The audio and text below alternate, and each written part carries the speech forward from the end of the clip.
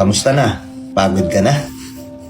Nakakapagod no, araw-araw ganun. Sunod-sunod yung pagsubok, parang hindi natatapos. Ito na naman, kakatapos mo lang nung isa, may dadating na naman na isa.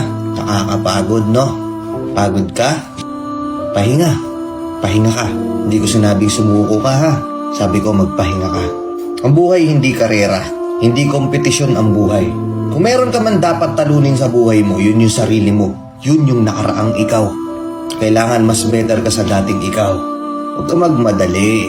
Hindi mo kailangan makipagkarera sa ibang tao. Hindi porket nakuha na nila yung gusto nila, na-achieve na nila yung goal nila, tapos ikaw eto struggle pa din. Hindi ibig sabihin nun na hanggang dyan ka na lang.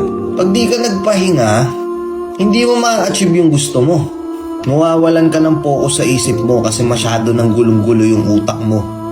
Ganun naman talaga eh. Pag napagod ka, pahinga ka. Pagkatapos mo magpahinga, laban ulit. Pero huwag ka susuko. Alam ko mahirap. Alam ko minsan nakakapagod talaga.